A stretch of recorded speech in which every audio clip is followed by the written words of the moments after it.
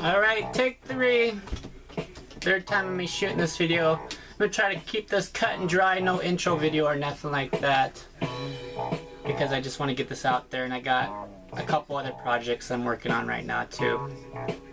This here is a response video to a thread made by Dixieland Farm, which I got his name written on a candy wrapper. His question is basically, why vinyl records? Why buy vinyl records? Why listen to vinyl records? And it's just, it's something else. It's different, you know. I can tell you 2 stories and then bring it up to today. It starts off when I was a child. My parents basically had 3 vinyl records sitting on the bookshelf, you know. 2 of them were my mom's and 1 of them was my dad's. My dad's was Blue Oyster Cult, Agents of Fortune, I think it was, which I own a copy of my own today. It's the one that has Don't Fear the Reaper on it. He never liked looking at it, he never liked listening to it because it was his brothers and his older brothers, and he ended up passing away when he was a kid or something like that, so he took the record with him, and too many bad memories or something like that, bad childhood or something.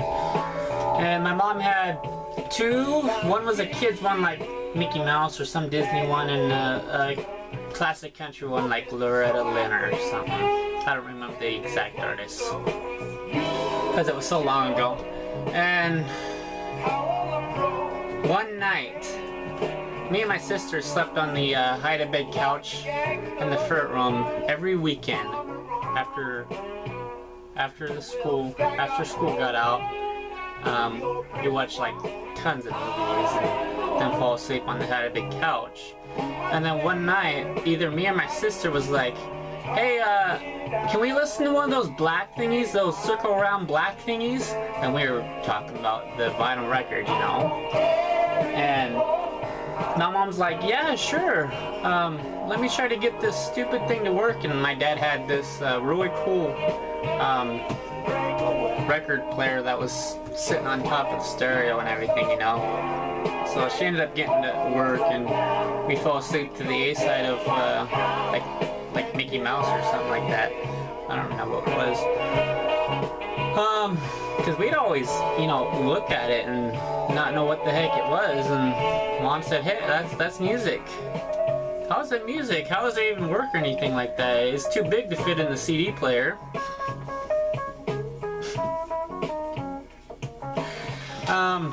But yeah. So fast forward to my teenage years, and I had a band going on. I wanted to make something myself. I wanted to be somebody. I wanted to be different. I wanted to be famous is what it was. And now it's just like, I got my YouTube thing going on. People know me basically around the world, and that's what I always wanted. So in a sense, I fulfilled that desire. But I haven't had anyone ask me for my autograph yet. That would be awkward. So I wanted to be someone. I had a band going on. I learned to play the guitar, drums, bass, and I wanted to add a new element to my band, you know. And I decided, you know, the turntable, DJing. And that's when I went out and got, what out here? Ah, wrong one. Pink Floyd Dark Side of the Moon, along with Aerosmith Classic Live number 2, I think it was. The one with Sweet Emotion. Yeah, whichever one that was. I think it was 2. I no longer have those records. The one, Pink Floyd one I just showed you was a one I bought again. I don't even want to go into detail of what happened to those records. It's too depressing for me. So yeah, I want to try DJing, and I got fairly good until I actually scratched up Dark Side of the Moon, which it wasn't too badly scratched up because I always scratched the B-side with Money. Yeah, I think that's the B-side. I'm pretty sure it is. And then it got to the point where it would start playing and it would skip right after the first dollar cha-ching, you know? And after that happened, I was just like, shoot. I mean, it's really cool having this vinyl record, because I also had like hanging up on my wall, you know, had two thumb ties or thumbtacks. That's the word I was trying to get. A thumbtack in the wall and a thumbtack in the wall, and the record would sit on the thumbtacks and then two above, you know. And I always thought it was the coolest thing. I had those above my stereo, which, believe it or not, I still have the same stereo from when I was a teenager. But, and it's in this room too. So, that's kind of what got me into vinyl records. And I had those two vinyls there for a long time. And I want to say it was about the time, like right after I started this channel, that I bought more vinyl, you know? I really didn't do anything between Pink Floyd and Aerosmith till YouTube, you know? And that was like Willie Nelson's the Blue Skies one. Stardust. Yeah. I'm bad with names right now. For album names. So that was a big hiatus of not getting stuff. But in between that time, I had a massive CD collection going on. Just unbelievable. And what did I do with those CDs? Sad to say, even though CDs are portable and you can take them with you, you don't want to do that, because then you end up with this. And on there it says Dave CD Binder or CD case. And what ended up happening to them is the cases get cracked, you lose the cases, something like this, you got stuff floating on top, which looks like those are my wife's. Kind of give you a look at my CD taste back in the day, Tim McGraw, which that's, yeah, Montgomery Gentry. Ugh. Here's a good one right here, but even when you look at that there, the top's all like screwed up. I pull this out, and the CD, some are worse than others, but there's like crap on the top of it, you know? There's just like a bunch of dots and stuff like that where the CD was sitting against the plastic of the CD binder. I just hate looking at this today, you know? I got some good stuff in here. Korn, Queens of the Stone Age, System of a Down, Diecast, even my brother's band in there, some Eminem, Coolio, some early Kid Rock, 9 Inch Nails. And half of those CDs won't even play, you know? Just because of them sitting in that CD binder. I mean, I took that CD binder to the beach with me a few times, to the ocean, to listen to, you know? And sand would get down in the CD binder and scratch up the CDs. It's just like, ah! I just kick myself because I have all that cool stuff in there besides the country, and I can't listen to it. I can't listen to it. And sure, that vinyl, yeah, you listen to the whole thing and then you have to get up and flip it, but that's the nostalgia of it. It's just like, you know what CDs and MP3s have done to society these days? It's made us lazy.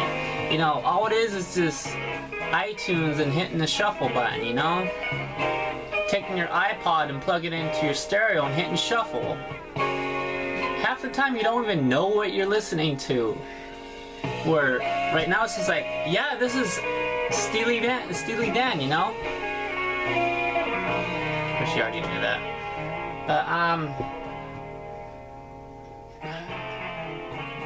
that's the biggest thing right here, right now, that I hate about CDs. And MP3s, it's just too easy. I can go on YouTube, oh, what's Korn's new song? Korn, and whatever their new album is. And then pull it up and pull a couple songs and copy the URL and then post it into my YouTube downloading program, and boom, I got the MP3. I take that MP3 and then the many others of that album and I burn it to CD, listen to it in my car, you know. It's just too easy. That or piratebay.com or is it org? Pirate Bay, you know. And I'm one that's retired from pirating, you know, which I wonder if I really should admit that on camera on YouTube. Like the NRA, whatever, the people that prosecute pirates. But I'm sure nothing will happen. But I consider myself retired from that because, you know, it is way too easy. I get a Vanilla Ice extremely rare or extremely live album off of piratebay.com, and then that downloads and then I can burn it to CD, and then you know what that CD does? I listen to it for about a week and then it collects dust and then gets scratched up in my car, and then I have to re-download it. Vinyl. I listen to something for a week, get bored of it, put it back on the shelf. A year later, I pull it back off that shelf, put it back on the turntable, and it's just as fine as it was the last time I listened to it, you know? Yeah, there's just always that. And of course, you can always say that it's just like how you take care of your stuff. But CDs and MP3s, you just take it for granted. It's just too easy these days. And then again, I'm looking at my Pink Floyd vinyl right now. It says $16.99 on it. Would I rather pay $16.99 for a Pink Floyd Dark Side of the Moon vinyl or $16.99 for Pink Floyd The Moon CD, which I can just pull up right here for giggles. I also have it on CD. And vinyls, for that fact, have a lot more, you know. You open it up, and then there's cool gatefolds. CDs, lyrics, I don't know, doesn't have the same thing. You don't even get the same, well, that right there was a poster with the original vinyl, but she kind of got that inner thing right there going on with the vinyl, but still, it's not the same thing. And all the lyrics are like all there, but you just don't get the same thing. The lyrics are a lot smaller, the CD's a lot smaller, and it's just not the same. You don't even get stickers with this. You don't even get stickers or a poster with this. And you did with this. Which one would you rather have? I'm going with the vinyl. So that's my final thought there. My son's crying. I gotta go fill up his bottle with more milk. Thanks for watching, everyone. Thank you. Here I go again. Dixieland Farm for putting together this thread, which I consider myself part of the VC and other communities as well. And he's not happy. Yeah, I really gotta go. Thank you guys for watching. I hope you enjoyed. Hit that like button and subscribe if you haven't. See you later.